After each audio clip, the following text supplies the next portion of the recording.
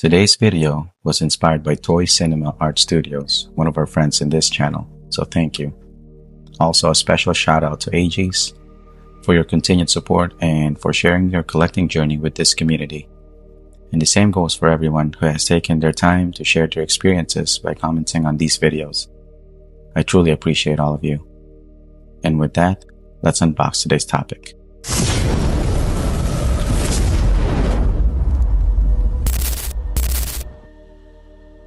When we were kids, toys were something you asked your parents for.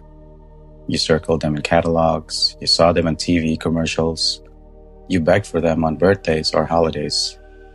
But now, something feels different. You walk into a toy aisle today and you might notice it too. The boxes look more premium, the prices are higher, the designs are more detailed, and the marketing doesn't feel like it's talking to kids anymore. It feels like it's talking to us. Today, I want to talk about something that's been quietly happening in this hobby. Something that companies like Hasbro, Mattel, and McFarlane Toys have fully embraced. Older toy companies aren't just making toys for kids anymore. They're targeting adults. And honestly, once you see it, you can't unsee it. This didn't happen overnight. There wasn't a big announcement. No press release saying, hey, we're focusing on adults now. Instead, it happened quietly.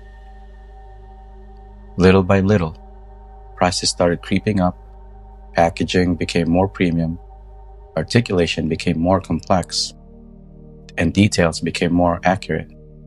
Before we know it, toys just stopped becoming toys. They became collectibles, not playthings, display pieces. Not something you throw in a toy box, something you carefully place on a shelf. Here's the reality.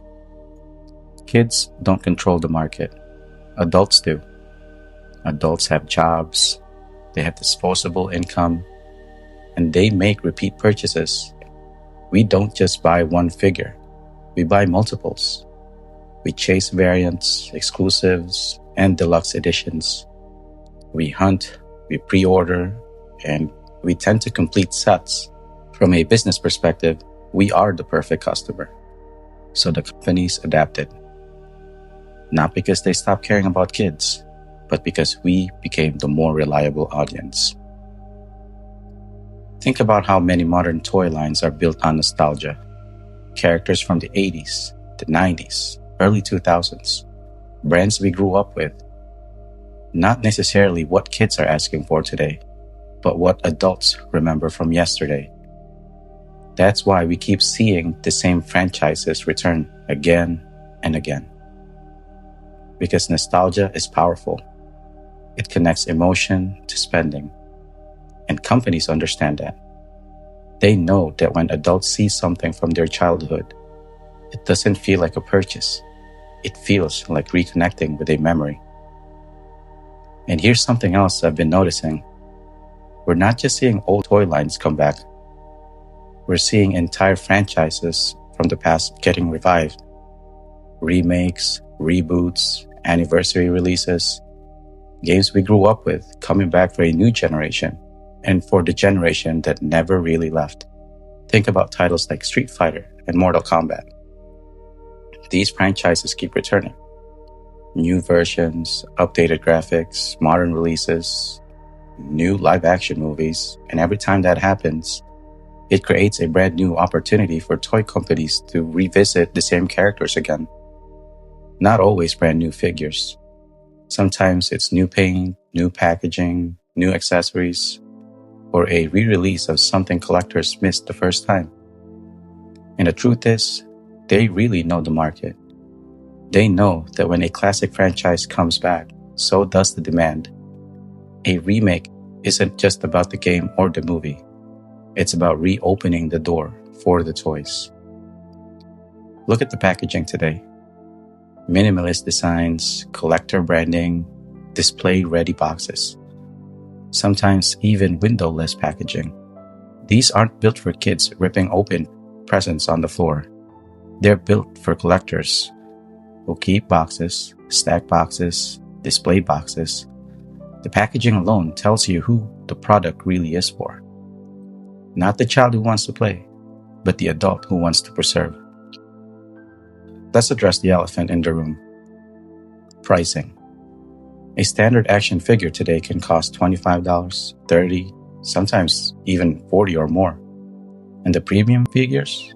$50, $75, $100. That's not pocket money. That's adult money. For many families, buying multiple figures for a child just isn't realistic anymore. So naturally, the audience shifts. Because the people who can afford the hobby are the ones the industry starts speaking to. And that leads me to something I've been noticing lately. Every time I go to a toy section or a collector store, it almost feels like the roles have flipped. Now, it's the parents who are carefully looking through the aisle, scanning the shelves, checking boxes, deciding what to buy. And the kids, they're not the ones asking for toys anymore. They're standing off to the side, on a tablet, on a phone, or just waiting for their parents to finish. It's the complete opposite of how it used to be. Back then, we were the ones pulling our parents down the aisle, pointing at the shelves, begging for one more figure. Now, we're the ones browsing, and they're the ones waiting. And just to be clear, not my kids, of course. But that's a conversation for another day. I've actually got a whole topic about that coming soon. But it really makes you stop and think. When the parents are the ones excited about the toy aisle, and the kids are focused somewhere else, it shows just how much this hobby and this industry has changed. And that's where the line between toy and collectibles start to blur. Because today's figures have more articulation, more accessories, detail, and accuracy. They're closer to display pieces than playthings. And while that's exciting for collectors, it raises an important question. Are the toys becoming too sophisticated and too expensive for the very audience they were originally made for? Now let me be clear. This isn't an attack on companies, and it's not a complaint about quality. In many ways, we're living in the best era of collecting we've ever had. The detail is better.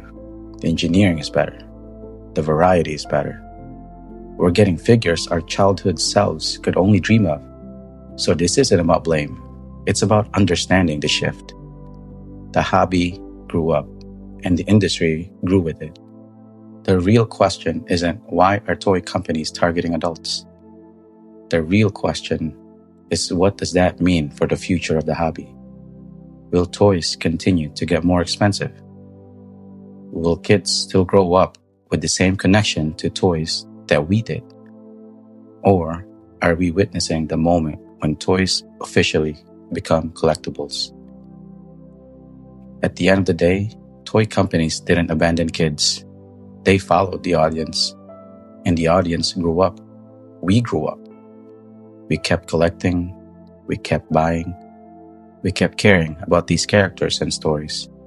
So naturally, the industry started speaking directly to us. Not children, collectors, adults, people like you, like me. And whether that's a good thing or a complicated thing, that's something this community gets to decide together. Thank you all for listening. That's all for now. And as always, collect responsibly.